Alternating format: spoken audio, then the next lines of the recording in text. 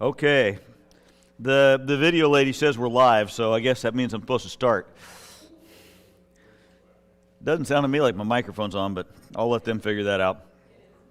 It is. Okay. Oh, there it is. I hear it. I hear it, Sheriff. So I'm going to do two things here. I'm logging into the live stream and saying hello, as well as saying hello to everybody here. And we're going to turn off the speaker and the ringer. And then I'm going to be working from my Bible on my phone today, because apparently I don't know how to pick my Bible up off the couch and bring it with me.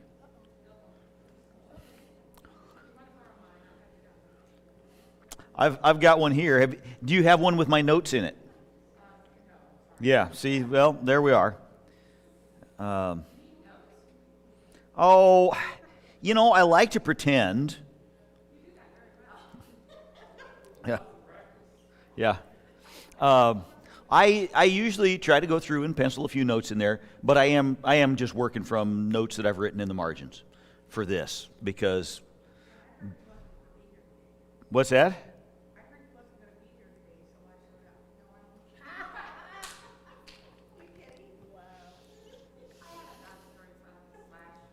Okay, God story / prayer request.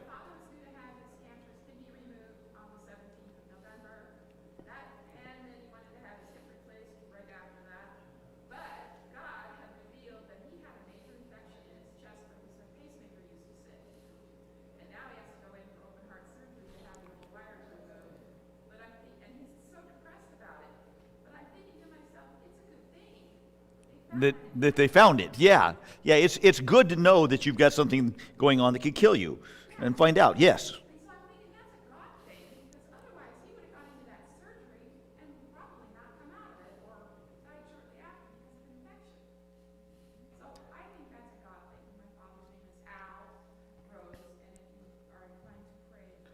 Okay.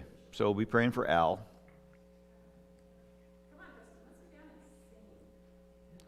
Go on, buddy. Go sing. Try it.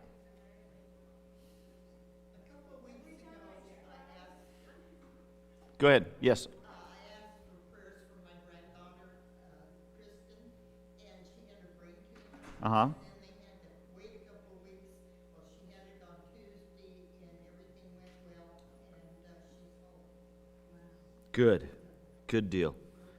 Good deal.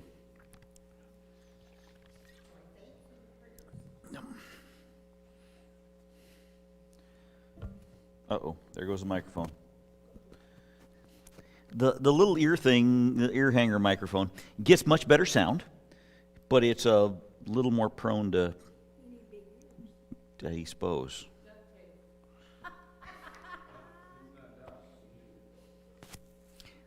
You're not wrong about the duct tape. It would work.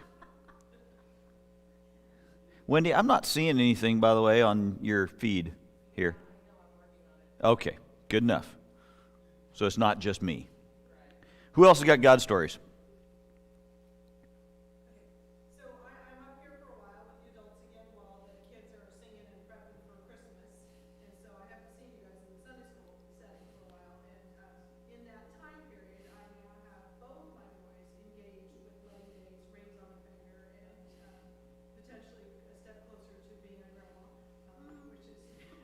which is what I'm in it for. Love both these girls. Great.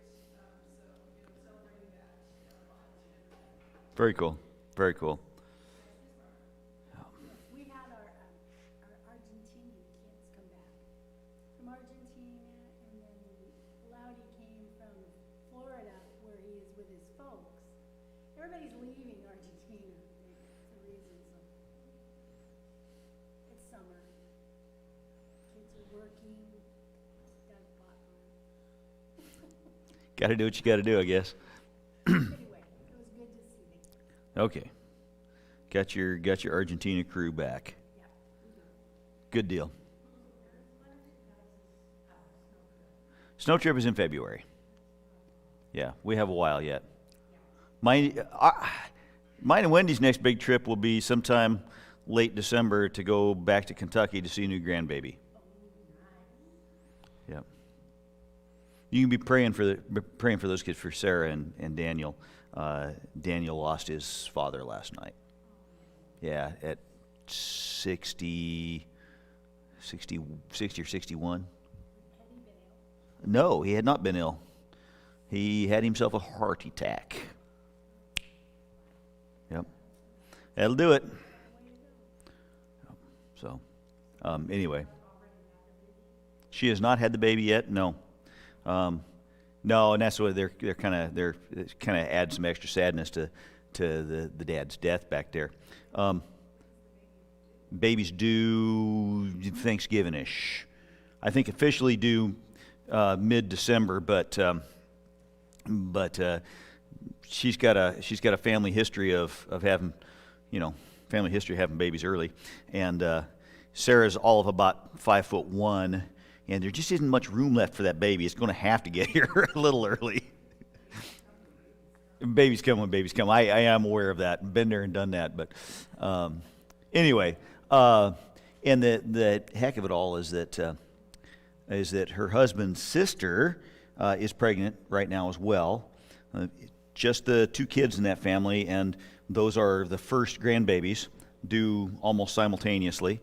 And Dad passed away here just weeks out. Now, does he live back there? Yeah. I don't have any idea what the weather's doing back there. Where is there? Kentucky. That is there. It's all the way there.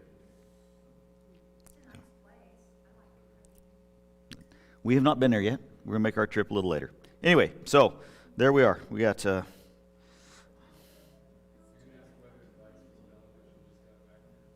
Say again? Were tornadoes while she was in Kentucky. Great. Because who doesn't want to be someplace there are tornadoes?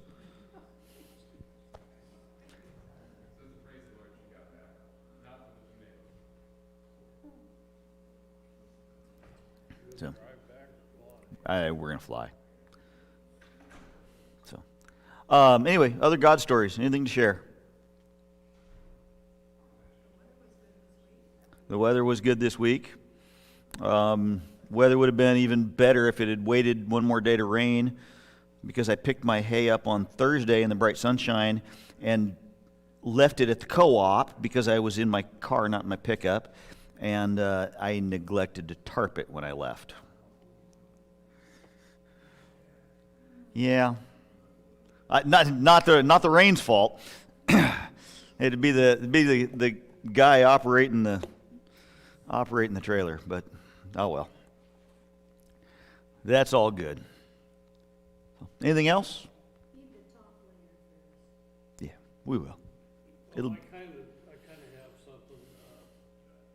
We went out scouting for elk here a couple days ago. Scouting for elk. Got a new transmission put in my Jeep. New transmission in the Jeep. And this motor has always run fine. And so I figured, okay, we're good to go. Okay. We got about 5 miles up into the hills up here, going up a hard, steep climb. The motor decided to start cutting out. And so I say a quick prayer, and I get the thing turned around barely, with this thing missing and just being very antagonistic. And got it turned around. We coasted down to a road, praying all the time. It was pretty much downhill the whole way to the highway. And anyway, we got down off of this big road that was real steep and would have been real hard to deal with a tow situation. Got down to the main road, some people came by and saw our situation and said, well, we're not gonna let you. I told them, I said, take her home, get the other vehicle and come back. They said, no. I said, well, it's downhill, we'll pull you out. So they pulled us all the way out to the highway. Nice. And I still have to find out what's wrong with the car, but But you're not stuck in the hills. that's right. So thank you, Lord. Amen. It's good to not be stuck in the hills. Even better, have people with you so you No, don't get stuck in the hills. Just you. You could have pushed the Jeep out. I offered, they said no. They were a younger couple. They were pushing. I'm sure they thought I was old. Yeah, they did their good deed taking care of the old folks. Yeah, okay. Anybody else? All righty, let's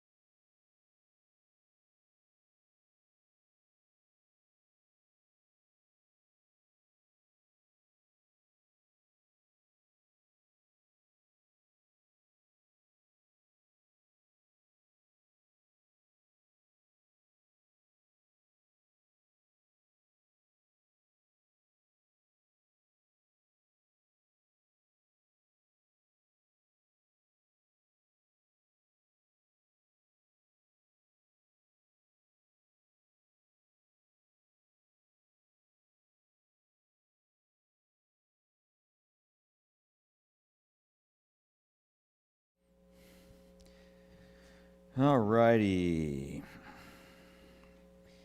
So let me see if I can find Judges chapter 16. We got through picking up the city gates and hauling them however many miles it was. Anybody remember how many miles it was? I had it written down in my notes. 40. Yeah, 40 miles. Okay. All righty. So we are going to pick this. We're going to pick this up in verse 4. My goal is to have this be the last day of Samson. We've been talking about Samson for a long time. The dude gets a lot of press.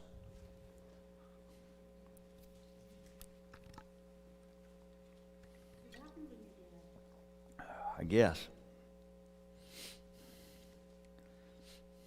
And I am working from my electric Bible today.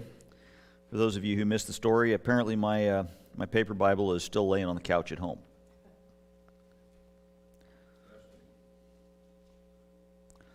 The paper Bible that's laying on the couch at home is the one that's got all the notes penciled in it, though. There's one up there on the podium. That's...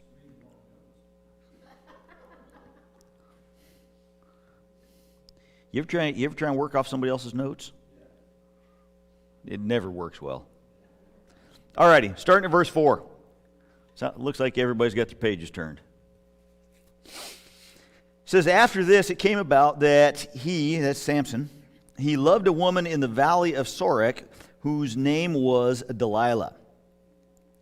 The lords of the Philistines came up to her and said to her, entice him and see where his great strength lies, and how we may overpower him, that we may bind him to afflict him. Then we will each give you 1,100 pieces of silver. So Delilah said to Samson, please tell me where your great strength is, and how you may be bound to afflict you. At least she's clear. Verse 7. Samson said to her, if they bind me with 7 fresh cords that have not been dried, then I will become weak and be like any other man. Then the lords of the Philistines brought up to her 7 fresh cords that had not been dried, and she bound him with them. Now she had men lying in wait in an inner room, and she said to him, the Philistines are upon you, Samson.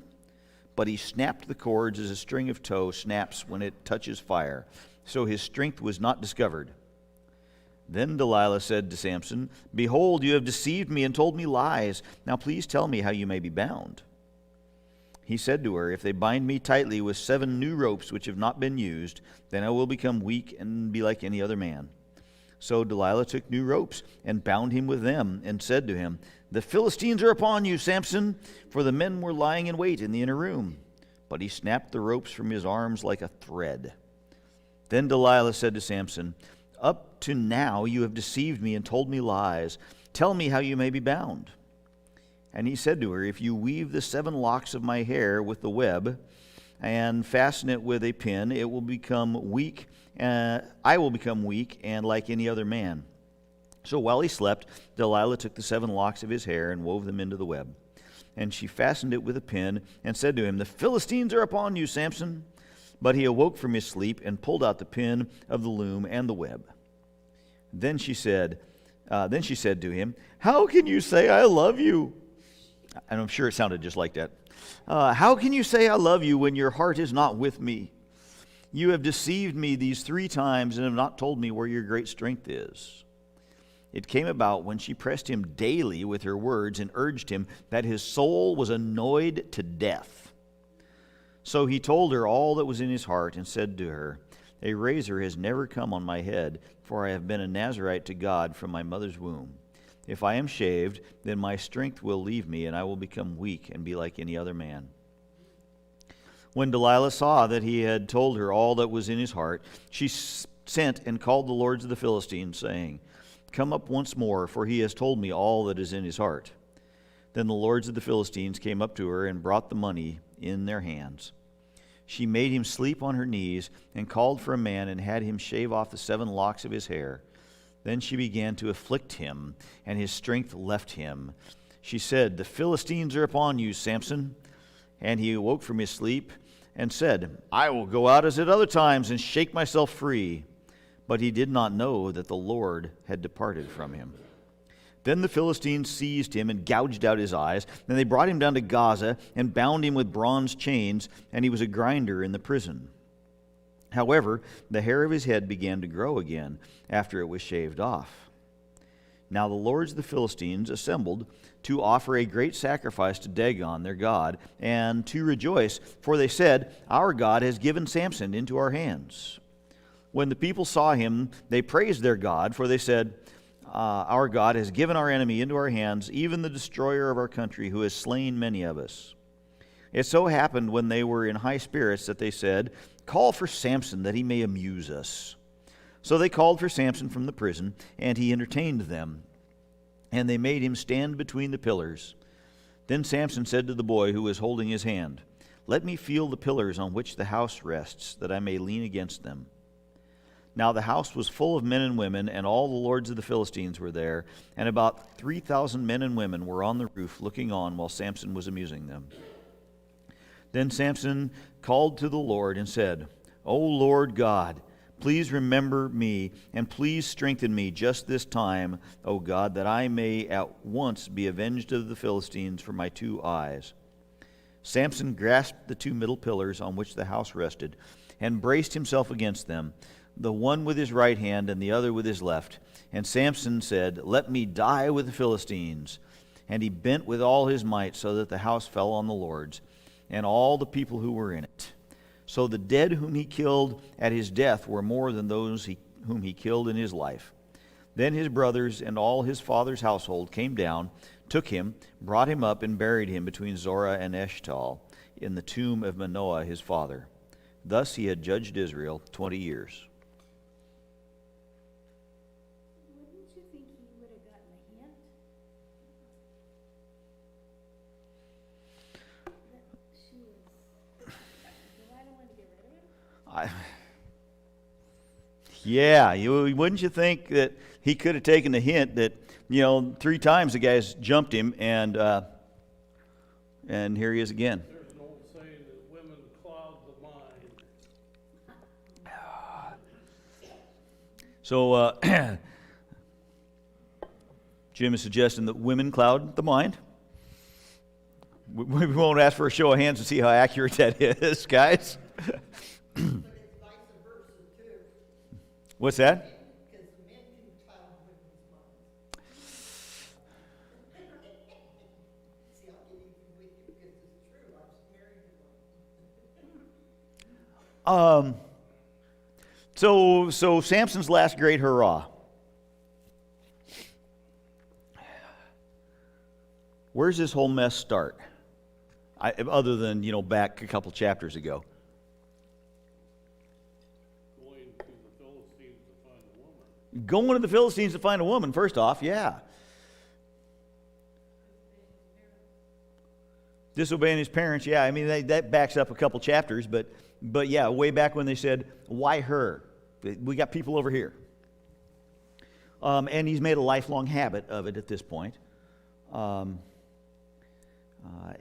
at this point, at least his father is dead, right? Because they take him and bury him in the tomb of his father. Did I read that? Did I stop too soon?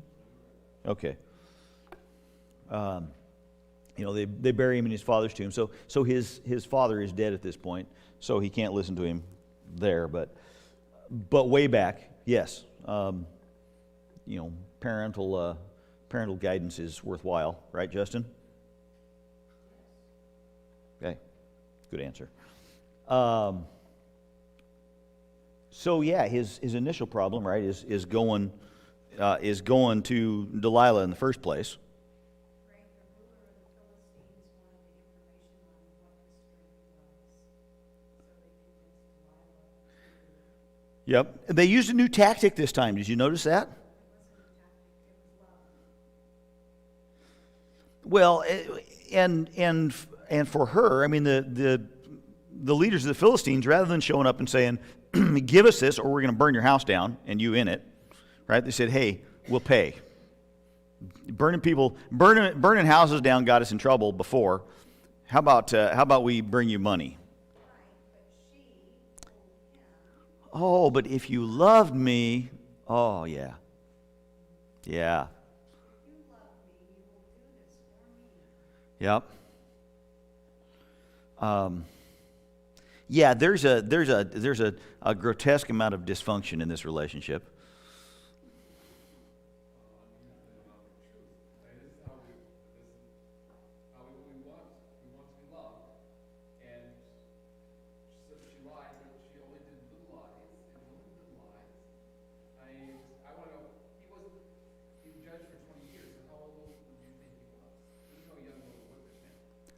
No. I mean, he's probably bare minimum he's in his 40s, right? Why do you think he's always sleeping? Makes you younger. How could they cut his hair off without him knowing? They have to have Enough wine will get you anywhere. No, he's like the Nazareth. He could touch one. Yeah, he was Nazarite, huh? Unless he missed that piece of it. Yeah, there's just a whole slug of questions that come up along with the information we're given. I got a question. Why does he always seek out women that are prostitutes? Yeah, why does he? I mean, it doesn't say as much as that she's a prostitute, but it sure does it? One day Samson went to Gaza while he saw a prostitute. That's different lady. That's prenuptial.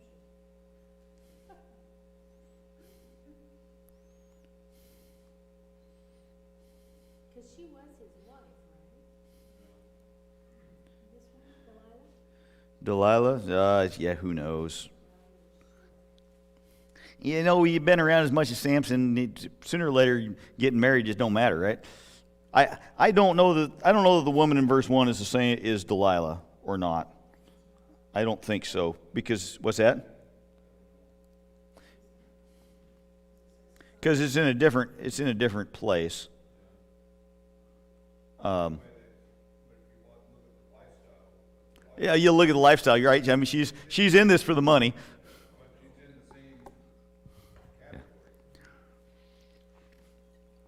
Yeah, Samson's got a really bad picker.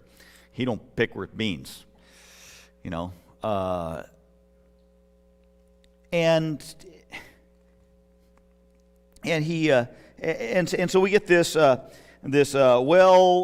how do I go about binding you? How do I go about taking you down here? And he tells her the stories.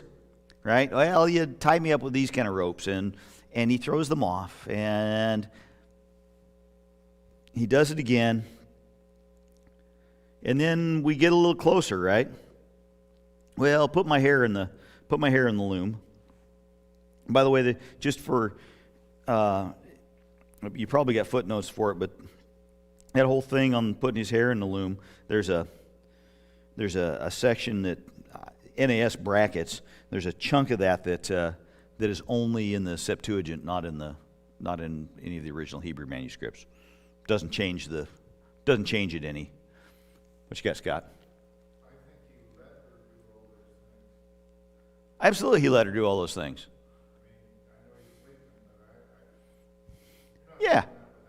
He's playing games. She's playing games. He's playing games. Everybody's playing games. And but he begins. He moves from ropes to ropes to the hair. He's on this progression. To me, it seems like he's emotionally and physically drained from all the nagging. He is strained from the nagging, yes. So then from there, I would think he would maybe get pregnant, as they would call it today, I don't know. It seems to me that physically and emotionally, he just had it.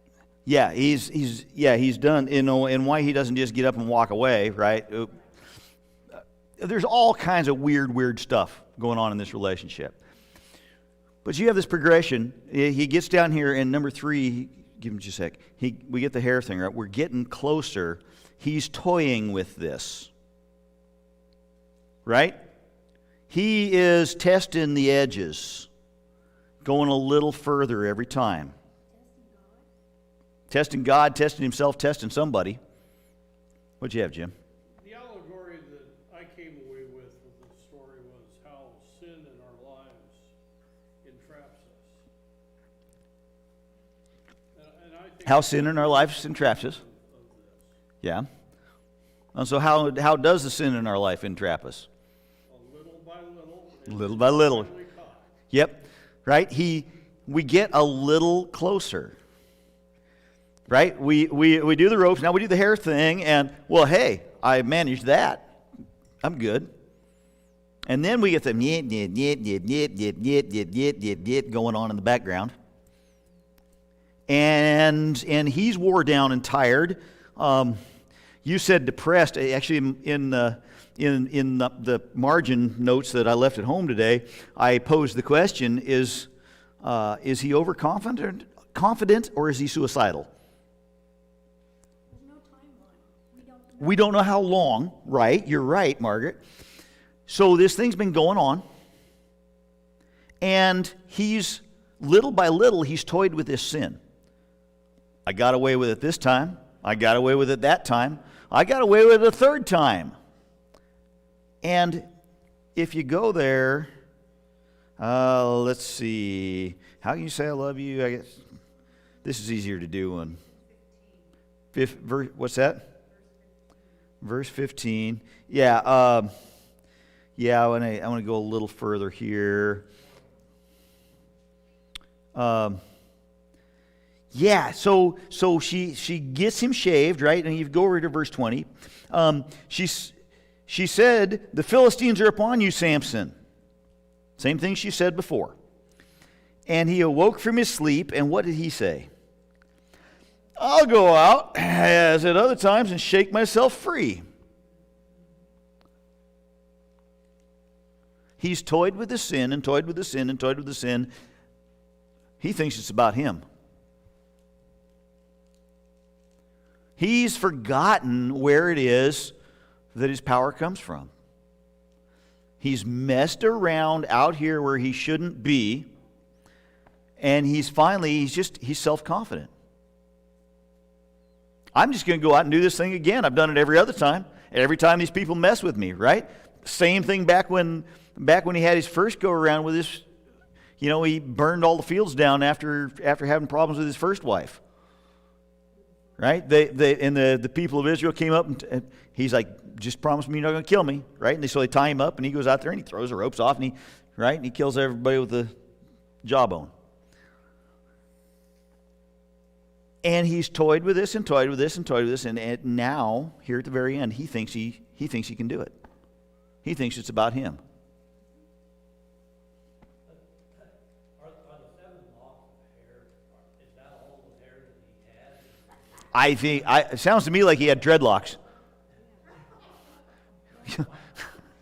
Dreadlocks, you know, right? He's sporting dreads. I don't know. So basically, in other words, don't pull on a bungee cord when you don't know where the other end is. Don't pull on a bungee cord when you don't know where the other end is. That's pretty sound advice. I'm not sure how you got it from Samson, but it's good advice. He's gotten overconfident. I can do this. You know, it's interesting the progression of his desertion of his faith. When he starts out the first one, he asks his parents to go get a hold. Well, that is long gone by the time he was here. So he's deserted, he's deserted everything. He's deserted his God, he's deserted his country, he's deserted his family. And it's just that principle. You can take one step in the wrong direction, there's another step to follow unless there's repentance. And it's a pretty sobering reminder. Yeah, and the problem there, of course, is that one step, and then one step, and then one step, and then one step, and now I'm 4 to get back. His dad is gone. Yeah.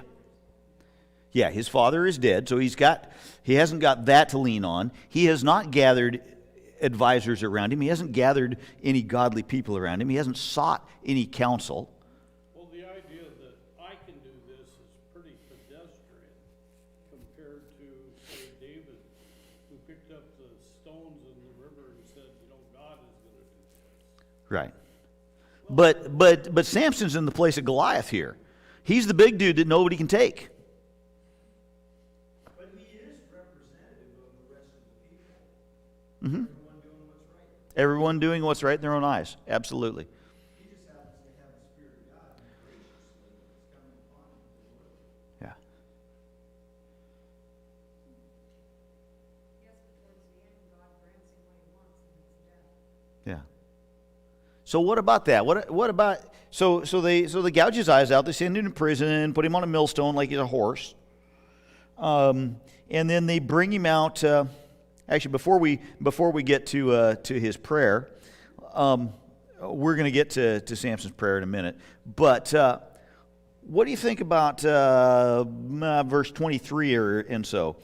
Now the lords of the Philistines assembled to offer great sacrifice to Dagon their god and to rejoice, for they said, "Our God has given Samson, our enemy, into our hands."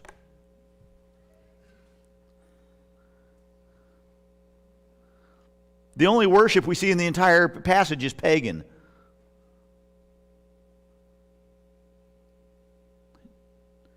This is the only worship we see. Well, from the time he was conceived, I don't think he took on the enormity of his being a Nazarite. Because it was kind of like he was used to it, because from the very beginning, things just went his way. Things just went his way. They did, and he got overconfident. Right? And he left God because he was self-confident. Right? And you don't ever see Samson worship. Right? You don't hear, even the few times you see Samson, addressing God. It's not in worship. It's begging for help. But didn't he want to believe the lies that she told him? Because he was, I don't know, in love with her or whatever? He was whatever, yeah. Whatever, he's willing to give them up each time he's angry with them or put them to death.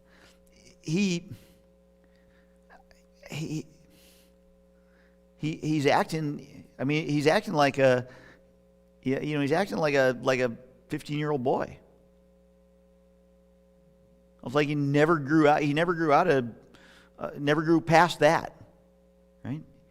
The dude never manned up. He's just feeding the desires, going wherever he wants, doing whatever he wants. There was a verse I really liked that kind of speaks to this.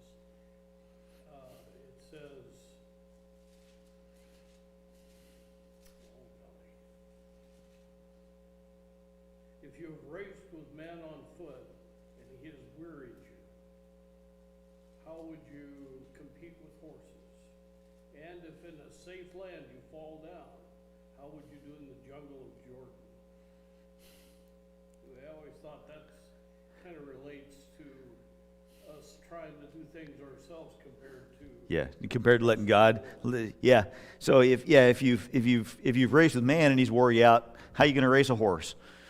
Yeah. How good do you think you are? Because there's always some bigger obstacle. And if God doesn't step in and make these things happen, right? They're not going to happen. And Samson's abandoned God, and God finally says, okay, dude, you're on your own. Because guess what? There's no magic in the dude's hair. Right? His hair doesn't matter. What matters is his heart. You know, his hair grows back, the text tells us. But what really grows back is his heart. It's kind of like the Garden of Eden.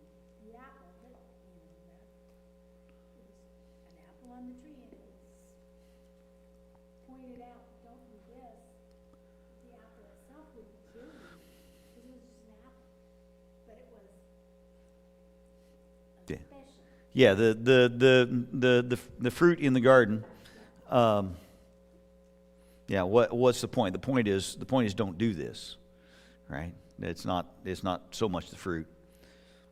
I think it might have been a pomegranate. Actually, there's reasons I think it might have been a pomegranate, but that's grist for another mill. Samson is self-confident. He abandons God. The only people who worship in here are the Philistines, and then you get them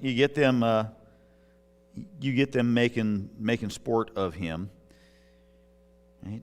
So all this work, they're busy praising Dagon, and they call for Samson so that he can amuse them, and I guess they're just you have him stand there making fun of him. I guess, hey, look at that, waving her hand in front of him. Hey, Samson, how many fingers am I holding up? Right? Doing whatever they're doing. And you, yeah, what's he going to do? He's blind. Go ahead, close your eyes and get out of this room. It doesn't work. So, Do you think his blindness is a metaphor for us? Is his blindness a metaphor for us being blinded by our sin? Oh, maybe. I don't know that I would preach it. I think I would stay closer to the literal text, but is it metaphorical? Well, it may very well could be. I think it shows that Samson was absolutely weak. You could see his strength was gone, like us without Christ. He was desperate. They were praising their God, and God uses even us weak Yeah, weak with nothing left. to accomplish the purposes, and that was to declare his glory and Yeah. make down on the Yeah, and ultimately, you're absolutely right about that. You want to jump to the metaphorical, right? God is going to step in and help those who have nothing, can do nothing, which, by the way, is every one of us, right? And so we get then this prayer at the very end. He says, and his prayer, even his prayer is kind of half-baked. Let me be avenged. Yeah, let me be avenged for my eyes. Not show your glory so that Dagon is taken down. It's still about him. It's still about him. But at least he turns to the right source. You know what they said when Dagon So, daggone it. Daggone it. Yes, sir. It all boils down to disobedience. It all boils down to disobedience. We fall into the same category. Absolutely. You know, until this disobedience gets far down. Right. I can control this. I can handle this. Right? I can quit whenever. Yeah, absolutely. There's nothing going on in Samson that everybody else doesn't face. It's just that he did his big and loud, and a lot of us do ours, on a lesser scale. But it's the same problem. Over the 20 years that he ruled, he created a lot of messes. Yeah, created a bunch of messes. Just went from one place to another. Right. And that's all you ever see him do. That's all the Scripture gives you is him cleaning up messes. Was Gaza, the town of Gaza that it talks about in the first part of this, is that? Right where the same Gaza, yeah, same neighborhood, absolutely. Yeah. The Palestinians and the Philistines, yeah, them. Yeah, they're still struggling with that same neighborhood. They've been fighting about that neighborhood for the last 3,500 years. Yeah, it hasn't changed, nor have people changed. And until we get that new heart, take out that heart of stone and put in the heart of flesh, and we don't do that. God does that. Until that happens, right? Until there's a change of heart, this is our condition, right? That I can handle this. Well, not that anybody can prove it, but in my view, I think that the area right there around Jerusalem is probably, in my mind anyway, where the Garden of Eden was. Most people put it down in Mesopotamia. Yeah, the whole planet changed. So where the Garden of Eden was, who knows? That's just what I think. I think there was some guy decided it was in Russia, but everything came from Russia. 1 minute the camera lady says, okay. It's your last moment for comment, and then we'll pray and get out of here. All right. It's time to let everybody in. Lord, thank you. Thank you so much for the reminder that we do not accomplish your works in our power. We accomplish your works by being obedient to you and letting you work in our lives. And so, Father, let that be us.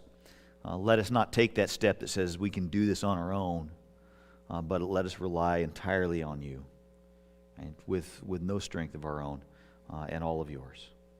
And then let us do great things. I pray in Jesus' name. Amen. Thanks, guys.